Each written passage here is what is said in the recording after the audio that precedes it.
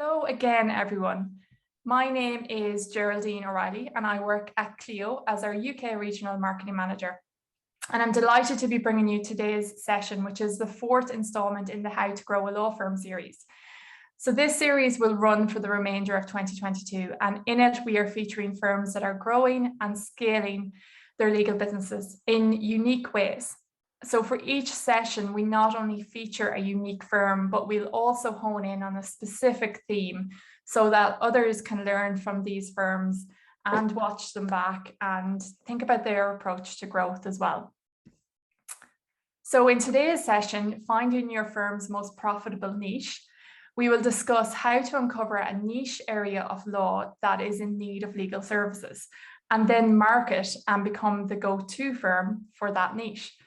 And to help us delve into this subject, we have asked Alex Naray from Swiss-based firm Naray Law to join us. And Naray Law have tripled their firm's annual turnover by adding cryptocurrency legal services as their firm's niche within a niche. Now, a little more about Alex and Naray Law. So Alex focuses his practice primarily on Swiss and international tax law, commercial law, and corporate law.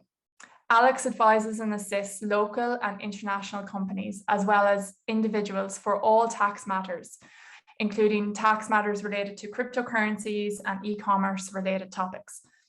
Alex has founded several successful businesses, as a matter of fact, on Amazon with Naray Law to assist entrepreneurs and crypto investors with legal and tax challenges.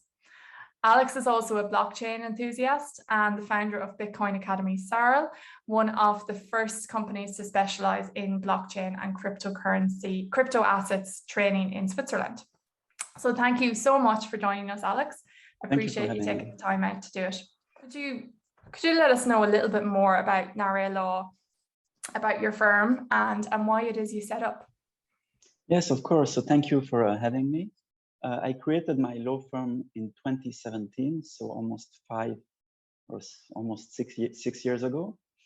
And when I began as a solo lawyer, it was a bit difficult to find in which legal services I wanted to give to clients. So as most lawyers who begin, I accepted every kind of client in every kind of topics.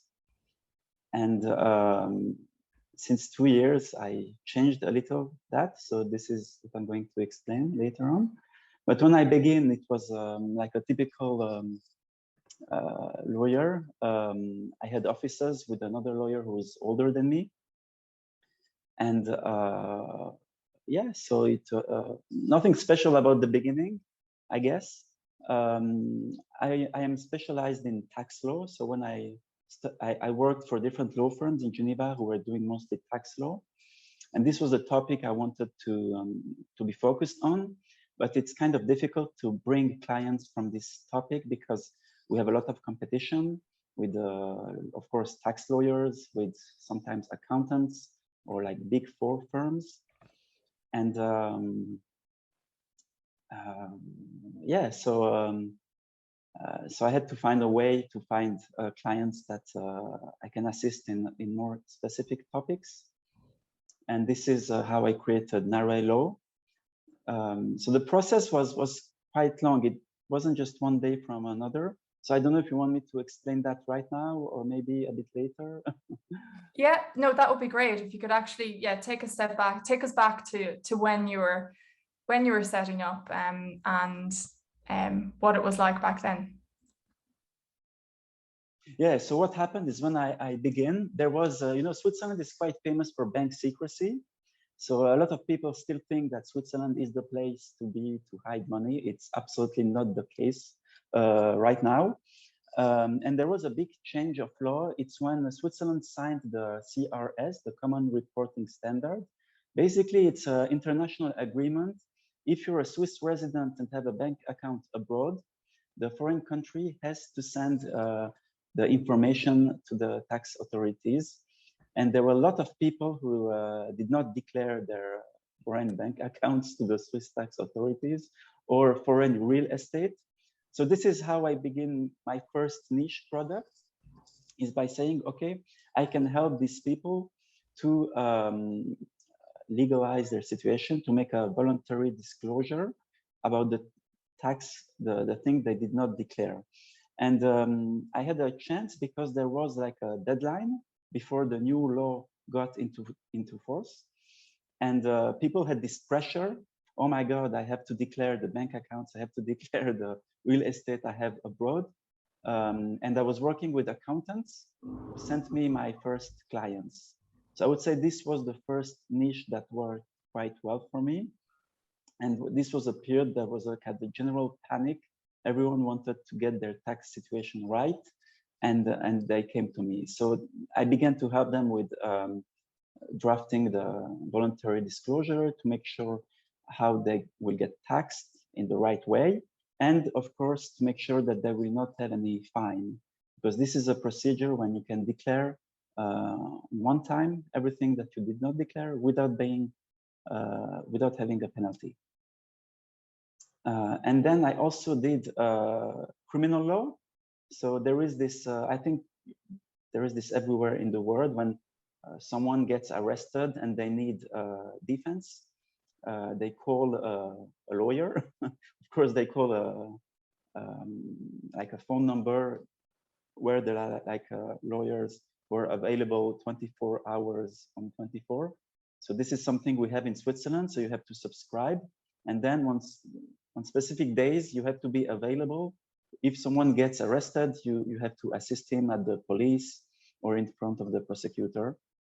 And so this is how it began. So basically, tax services for people needing a voluntary disclosure procedure in tax matters, and criminal law.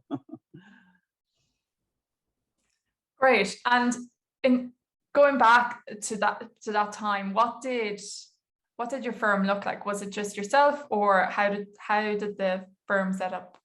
So everything was very old-fashioned. You know, I did the traineeship, the law training in Switzerland with kind of old-fashioned lawyers. So I had that in mind, so that I had to continue this way. So I was with another lawyer who was much older than me. All the furniture was like, you know, old-looking, and the old books on the shelves, but it was good. It was a good atmosphere, but I had in mind that I have to continue this way. So basically, I received every client at the firm. I did everything with letters, by mail, with my handwritten signature. And yeah, it was working, but I really had inside of me this you know, I always was fascinated by technology, by computers, by internet, and I thought that there has to be another way to make things a bit more modern, a bit more efficient, and especially if you don't have a lot of team around you. So at one time I had one trainee lawyer and someone was helping me with the administrative work.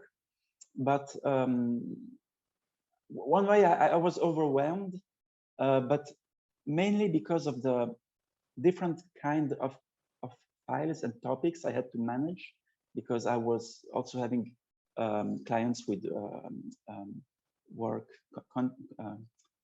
employment law, commercial law, lease, when you represent the tenant or the landlord, divorces, cases about divorce. And you know, when you have to do everything, it just goes wrong, because we cannot focus on so many matters at once. So this is when I tried to change things. And it's funny, it's because I was assisting one of these Clio conferences about legal marketing. I found out a website from Roche Legal, Rachel Roche, I think she's called. She's a lawyer from the UK. And I really liked her website about how she created a niche product, about the way she was marketing her services. And I wanted to do something similar, but in my topic. Yeah. And when was it that you realized that cryptocurrency legal services was the the area to go for the untapped market, as it were? It was a bit by chance. Of course, I was interested in this topic since 2014. So I learned a lot about Bitcoin, about cryptocurrencies. And I noticed there were a lot of enthusiasts, people who wanted to learn about it, even lawyers who were interested in the topic, but nobody really knew what services we can give in this field, what is the future, because sometimes it can just collapse. And it happened a bit by chance. So what I did is I wrote to this solicitor from UK, Rachel. Hi, Rachel, I love your website.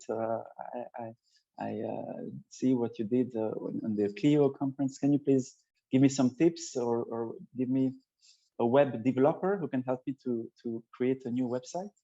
And this is where I was put in touch with a web designer who put me in touch with a content creator. And I said, okay, this time I'm going to create my website as I want to and in services that I want to give. So I removed all the part I didn't want to do, criminal law, divorces, employment law, and I focused on topics that I did practice myself as an entrepreneur as well. So what I did before starting my law firm, or in parallel, I had an Amazon shop. So I was selling goods on Amazon, and this was working quite well. And I wanted to try to put the two passions together. So on one side, skills as an Amazon entrepreneur and skills as a lawyer, and how I can assist other entrepreneurs do the same. So I built my website around this, services for e-commerce entrepreneurs. And I also added cryptocurrency because it was a topic I was following.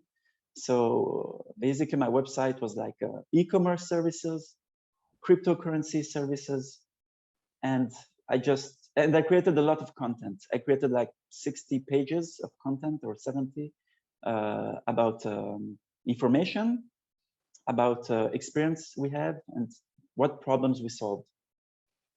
And I created this website, and during 1 year, nothing happened. Nothing. But I had some people coming to me from word of mouth, or I was working with accountants who sometimes sent me clients. And one day, I just received emails and requests for people who earned money with cryptocurrencies and were worried about their tax situation. And this is where it began. And I discovered that people were finding me on Google. They just type crypto lawyer Switzerland. And I noticed that I appeared on the first page. And this is why I said it was a bit by chance, because the page that appeared was not specifically the page we created with the content and everything. It was basically my profile page where the word Switzerland, lawyer, cryptocurrency, and taxes appeared. So I began to receive requests from there. So this was the first sign of that, okay, there is a place, there is on this niche market, there is an opportunity on this niche. And just taking a step back, so you said you removed the other areas of law that you were practicing. Going back then, was that something that you were uneasy about, or how did you feel? Because it's quite a brave move to go, okay, we're going to take a chance, we're going to put a bet on this area that's going to work out. Like, how did you come to that decision? Like, let's do this. You're right to ask the question. It was a really difficult decision. It was like a new start. It was almost like quitting everything I've done to start something new. It was like putting a bet on something. But in my mind, I was like, okay, let's just try this. And if it doesn't work, we just go on with Amazon selling and stuff like that. It was a difficult decision because I was earning good income from that. Especially from the defense for the state by appointment. So when I was appointed by the state to defend criminals, so this was like a regular income. And of course, I had to tell the other clients, sorry, I'm not doing this matter anymore. Well, yeah, it was a difficult decision. It really like starting a new project. But I really believed that there is an opportunity for e-commerce and crypto. At that time, I was really focusing on e-commerce, but the e-commerce part worked a bit less, mostly because people who needed service in e-commerce topic were entrepreneurs starting their business and they could not afford a lawyer. They were mostly seeking for free information. Entrepreneurs who already had problems requiring a lawyer, they already had a lawyer. And it was also difficult for me to position as a Swiss lawyer. And when the clients could come from everywhere, well, this was the difficulty. And the content, so you mentioned you created a lot of content, especially in the first year. Was that to educate and to provide materials for those folks that are potentially looking for, they couldn't afford services, or who was that kind of tailored towards that content? Yes, it was the number one goal was to have referencing on Google, SEO, to appear in the search result. As a lawyer specialized in e-commerce, I have even launched a website called E-commerce Lawyer. I think it's a topic where there is an opportunity, but you really have to focus on one specific problem, like VAT for specific cases or things like that. There is already a whole market about that, but I did not want to go into that one. So I just switched to crypto services and tax services for crypto holders when I saw that there was this demand. And again, the first demand comes from Google, because we have built the website in such a way that people can find us on Google. And again, this only works if you go into a niche topic, because when people type in lawyer or lawyer for entrepreneurs, there is so many competition that it's difficult to appear on the first page. But again, for Google, the best thing is natural referencing. So not paid. I mean, paid referencing can work as well, but for me, the natural referencing works much better. And this only works if you're really focused on a niche. Okay. And you mentioned that you worked with an SEO agency to support with your website. What were some of the tips that they provided? So obviously one of them being, focus in on that one area. Was there anything else that comes to mind? I don't really know the tips. I know the basics, but I'm not an SEO specialist. But what happened is that we decided to gather the topics. I sent them bullet points of all the ideas, and sometimes I even send them full articles, and they adapted it, with all the right words, with the right keywords. And there is a way of writing with the number of words, the number of repetition of some keywords, that they know how to do it. So maybe the tips I can give is that to write articles long enough, at least 1,000 words, probably more, the more is better. Also to put in links inside the article so that your website refers other websites. And even the best strategy I heard is that other websites put links to your website. This is where Google puts you in a rank that you're a trusted source, trusted website, and referenced by other websites. Yes, I think it's called a backlink strategy. Yeah, that's it. Yeah. Yes, great. And are you still working with your SEO agency, or do you kind of go back to them from time to time? Well, what happened is that we worked very intensely for 3 months, and then it was a lot of work for me too, because I had to think all the topics I want to publish. And then I just said, stop, I cannot follow on. And we had already some content. And it's funny because this was the period when nothing happened. So I put a lot of effort in it, but it took almost 1 year to have first clients. And I think even Google, it takes like 6 months to be referenced naturally on Google. And there was another aspect, of course. Cryptocurrencies, the Bitcoin price went up. All the altcoins price went up. And it's like the demand is following the market. The higher the prices, the more people are seeking for legal advice and tax advice. And when the market was at the top, this is where I received everyday requests from clients. And also because what worked well is that in Switzerland, we do speak French. So I come from the French-speaking part of Switzerland. And in France, typically, the tax situation is not as good as in Switzerland. Basically, there is a tax when you sell your cryptocurrency in France, which can be quite high. And in Switzerland, we don't have capital gain tax. So this created a lot of interest for crypto investors. And a lot of them were thinking about moving to Switzerland. And this is where it matched. So we have one country with a high taxation, with a lot of people investing in crypto. There was this neighbor country, Switzerland, with no tax at all for a capital gain tax on crypto assets.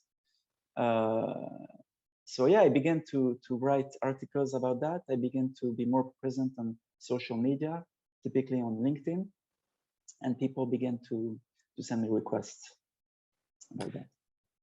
Fantastic. And we did have a question come in on in the chat. And just a reminder to folks, if you do have questions, pop them in there. But are you currently marketing on Facebook, LinkedIn, TikTok, social media in general? What happened is that I received so much requests that we kind of reached the maximum number of files that people can manage. So I didn't aggressively market the services. People were just finding us through Google. What I did is, since I saw all this demand and the popularity, I began to be more active on LinkedIn. And it allowed me to have a wider network, because now I'm also working with other lawyers from other countries who have clients also related to cryptocurrencies. And yeah, so I don't need to pay for advertisement right now. But right now we're expanding, so I'm hiring new people, new administrative staff, also accountants. I work a lot with accountants. And I would say once we are ready again, we would put a bit more marketing. But I think, again, the best way is to write content, to be noticed on the social media. Okay, that this lawyer is specialized in this niche. And every time people come up with a tax question related to crypto, they say, okay, that's the crypto tax guy, I will ask him. So this is what worked the best for me. Great, thank you for that. Going back, so you mentioned you're very busy right now. There's a lot coming in, or there has been as well. How are you managing all of that? How do you manage your pipeline and keep track of everything? Yeah, so this is also a funny story, because I had that feeling that one day I would need a software to manage the leads, to manage the emails, because yeah, I just get crazy when I have to write the same email 10 times. And what I did is I subscribed to Clio Grow even before this happened. So I had requests, but not so much. And I had this feeling that I was overwhelmed. I just began, okay, now let's just spend. I did everything on my own because I'm quite familiar with technology, but I took like 2 or 3 days just to setting up the pipelines, setting up some automated emails. And this helped me a lot, really a lot, to manage all the requests coming in and the follow-ups. And it allowed me to be structured and not having this feeling that, okay, my head is going to explode because I can't remember what I said to who is a client, who is not a client yet. And it can be very difficult to manage. And especially with tax matters, when you have to gather a lot of documents from a lot of different people and not mixing up things. So this is where Clio Grow helped me a lot to manage the leads, to send the right email to the right person, and then to onboard them. Brilliant. And how long have you been using Clio Grow? I would say 1 year for Clio Grow, and Clio Manage since the beginning. So I mostly use Clio Manage to make the bills, the timesheet, and the Clio Grow to manage the leads. Yeah. Okay, so you're using both together. And in terms of other technology, so you're quite tech savvy. You embrace technology. What other technologies are you using? Those that integrate with Clio, and then others as well. It would be great to know. Yeah. So in Switzerland, everyone is quite serious about data protection and stuff like that. So I use a cloud service located in Switzerland for storing files. But then I use other tools. Something, again, regarding the old school lawyers and new school, is what happened is at the beginning, it happened sometimes I received message from clients on WhatsApp. Sometimes they send me files, and at the beginning, it kind of annoyed me because, come on, you're not supposed to talk with your lawyer through WhatsApp. I mean, WhatsApp is for friends, for family, and I was a bit annoyed. And then I began to think, okay, but this happened a lot of times. And then I said, what happens if maybe I should not be annoyed, but try to embrace this technology and maybe to give a solution to a new kind of demand, because I have younger clients who are very young, but even sometimes older people use this technology because it's easier than email. And I say, okay, so I don't want people sending me messages on my mobile phone about their problems and cases. So I will do it my way. So I want to have control about who sends what to me and to the firm. So what I did, I created a WhatsApp account with the law firm's number, fixed number. So it's something that you can do. A lot of people don't know that. And I also created a Signal account. Signal is like an encrypted messaging service, very famous and widely used for people into crypto, because cryptocurrency is about cryptography, about privacy, and people who take privacy seriously use this kind of messaging services. Signal was called like the less worse messaging service by Elon Musk, meaning the less worse encrypted messaging service. Because WhatsApp is encrypted, even Facebook Messenger is encrypted, but we don't really know if they hold the keys or not. And a lot of people say that they do have the keys. So basically someone from Facebook could read your messages. So Signal was a good way to answer a demand from this kind of client. So they can contact the firm through this messaging service. They can send files through this messaging service. And it was very well welcomed. And I feel that no other lawyer is doing this in Switzerland. So this was really good. This worked really well for me. I imagine the space is quite a closed off one, or you need to, like, how do you reach and communicate with your clients or potential clients and come across as a trusted resource? Is this one of the approaches by using those tools that they're using? Yes, of course. Sorry, yes. No, go ahead. Sorry, of course, I use email. So email is 95% of communication with clients. Sometimes I use encrypted email services, again, for clients who really want to be cautious about their data. And I do also use Signal and WhatsApp, but this is the client. So I tell them, okay, you can contact me also here, and they are free to choose. But of course, I write less and less traditional mail. I try to do digitally everything I can. Yeah, this is what Clio Grow also helped me. What I do is right now I sign power of attorneys digitally with the Clio Grow automated signing software. And I have like forms. Clients use the forms for company creation, for for all services that I can put in packages. I try to use these services. Yeah. Okay, thank you. There's a question in here from Kelly wondering, do you use or have you considered Telegram? Yes, I did use Telegram. Maybe do you want me to talk about this? Yeah, sure. So there was an international case. Sorry, I have to tell a story. It's 2 or 3 minutes to answer this question, because Telegram can be very useful, but really in one way. Because Telegram, again, there are doubts that they can use the keys and they can decrypt your messages, but it can be very useful, one kind of thing.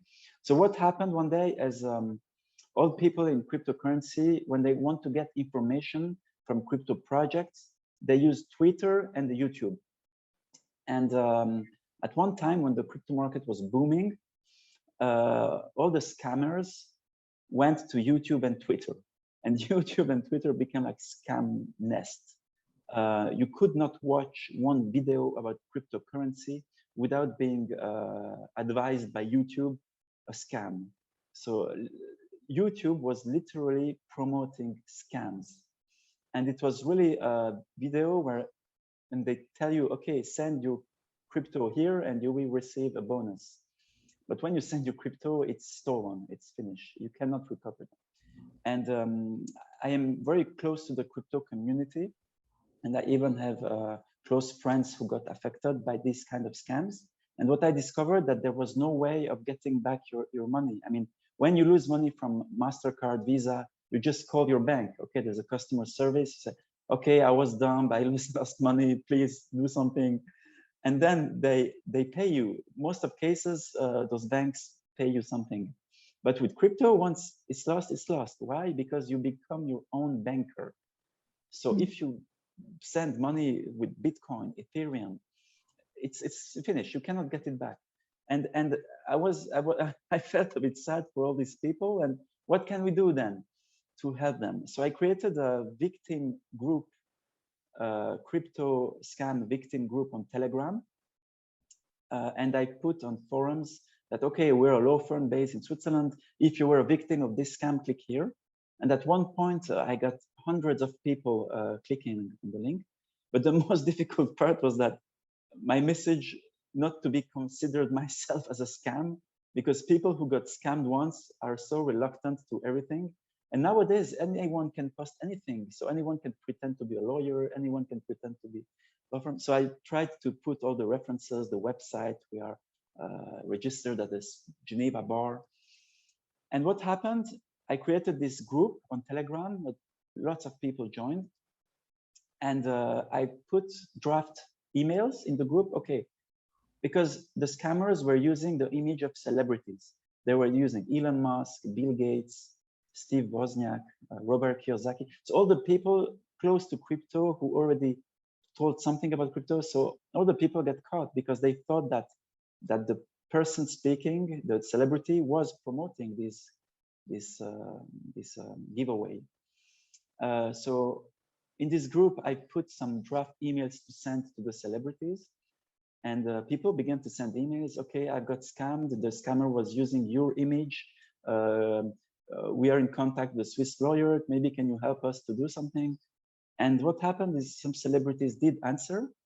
And one of them, Steve Wozniak, who is the co-founder of Apple, was interested in doing a matter, to go to the court for that.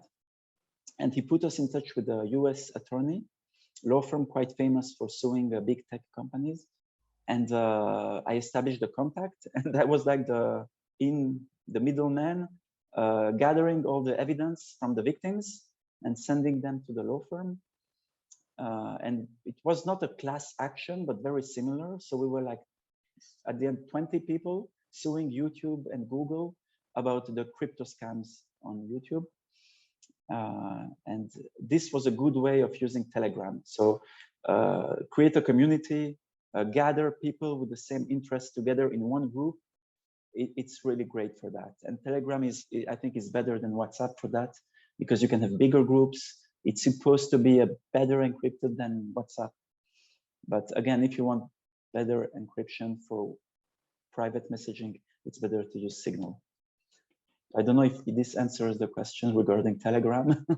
It does, and more. So thanks for sharing that story. It's a fascinating one, and it just as well shows, I think, that piece around technology, disintegrating barriers to access to justice, to geographies. I think you mentioned before that some of these folks are from all over the world, so it's just it's one of those kind of the good sides to technology, but also highlighting some of the bad sides too with the scam itself. Fantastic. Well, I'm conscious of time. We're coming up to the end. If you do have any more questions for Alex, please do pop them in. Alex, I'd like to just look forward. What is it that's coming for the latter half of 2022 for Naray Law and beyond? Yeah. So today we have quite good success with Swiss clients, and I would say people from France or the French-speaking part. But I think there is an opportunity which is more global to assist crypto investors. So what I'm doing right now and spending a lot of energy is building a network of lawyers, tax lawyers who are specialized in this type of questions. So I have right now quite a good network in France, but would like to develop even in the UK, Ireland, Portugal, which is a famous destination for people involved in cryptocurrencies, Dubai as well, Singapore, Hong Kong, Thailand. So I'm looking to kind of build a network of lawyers like me who have interest in cryptocurrencies, are familiar about local tax laws, and would be interested in assisting these people who became wealthy very quickly and who need assistance in tax matters, but also corporate matters, and to be their guide for this new life. So right now I'm working on this. Fantastic. And with that network, are you looking to bring on folks as consultants, or is it purely as their own, kind of having having your own business kind of network? No, I think it can be just a network, because again, tax law, it's very focused on the country. You can have experience in international tax law, but you always have a specialist with the country where you have the strongest links. So we always need lawyers who are specialized in their country. So I can advise in Swiss tax law, but I cannot advise in French tax law. So I think it's the same for lawyers from these countries who sometimes have even clients interested in coming to Switzerland. So I think it can be a good exchange and good, we can create great things together. So it would be like network, building like a network of lawyers. Fantastic. Well, it sounds like a challenge that is well suited to you, and that you've already started. The case you just provided just shows how you can build that community across many borders. Just a question here, another one from Kelly. I think it's from Kelly. Is it just a referral network, or do you consider sharing revenue for introduced clients? Is that something you've thought about? So basically, this differs from country to country. In some countries, lawyers cannot have referral fees, but usually what works great is that we work together with the client. So if someone wants to move from France to Switzerland, which is a typical case, so I work together with a French lawyer, so the client has two lawyers. I think we could do the same for all the expatriation things. And sometimes if it's only related to the country, we send the client to the lawyer, and sometimes the lawyer sends back a client. So we don't have like a referral business right now. This can be possible, but maybe under a company, if it's a company managing this, but not a law firm from a Swiss standpoint. Okay, thanks for sharing that. Really, really fascinating. And just, I think one thing that stood out to me when we chatted a couple of weeks ago was just that what you highlighted is many of your clients become millionaires overnight. So their needs are just it's incredible, and a very highly stressful, obviously a highly beneficial situation to be in, but also extremely highly stressful for those clients. So yeah, thank you for sharing your story. I hope and I know that there was lots of useful tips in there for folks that are thinking about going the niche route. I'm going to round out our session. Bear with me whilst I share my slides again. So just to highlight our next few events and things that we have coming up. So coming up next week, we actually have our first in-person Irish event in over 2 years. So if you have colleagues or you yourself are based in and around Dublin, Ireland, please do come along. It's a free to attend event, a nice evening event as well on a Thursday. Among the speakers we have for next week's event, we have Richard Grogan, a very well-known principal of Richard Grogan in Dublin, and we also have Maria O'Donovan, who is a well-known family law practitioner in Ireland as well, and of course our very own Colin Bahana, General Manager for Clio. So please do pop along if you can, or feel free to share with colleagues you have in the Irish area. Also wanted to quickly share that, and actually before I skip along, I'm just going to share the link for that in the chat so everyone has it. One moment. So that's the link to come along to our Irish event. Our next online event is taking place June 29th, and that is with Patrick Keeney from our team. And this one will be quite focused and tailored to legal aid professionals in England and Wales. So again, I would say probably a niche area. So if that sounds of interest to you, if you're within that area, please do pop along to that event. It's again free. This one's going to be 30 minutes, and Patrick will be showing Clio in action and a little bit about Clio when it comes to legal aid practitioners and how they use it within England and Wales. So there is a link for that one there. And finally, we've lots of events coming up. We're delighted to be the headline sponsor for next month's LegalX Virtual Summit. It's the full day online event that's taking place, run by the LegalX team, and our very own Michael Chasen is going to be speaking at this event. He'll be talking all around client intake, so touching a little bit on what Alex was mentioning earlier around Clio Grow. Other speakers include Director of Director of AML at the SRA, Colette Best, who's due to speak as well, and there's many others. So again, another free event, so I would highly recommend that one. I think there is going to be 6 to 7 different sessions at that event. So a highly useful event. And finally, before we finish up, I just want to say a big thank you to Alex for joining us. Really appreciate your time, your knowledge that you've shared on all things niche, marketing, technology, everything. Cryptocurrency. If you'd like to connect with Alex, you can do so by scanning the QR code that's on the slide now, or you can also search him on LinkedIn as well, and I'm sure his profile will come up and Alex will be happy to connect with you. And finally, I'd just like to say, if you are interested in participating in this series, have an interesting story when it comes to growing your firm, please let us know.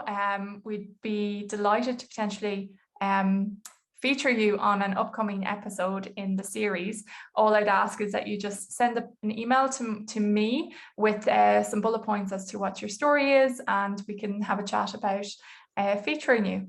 And that is, I believe, everything. I would just, again, thank you, Alex. Thank you, everyone, for attending. And we'll see you again soon.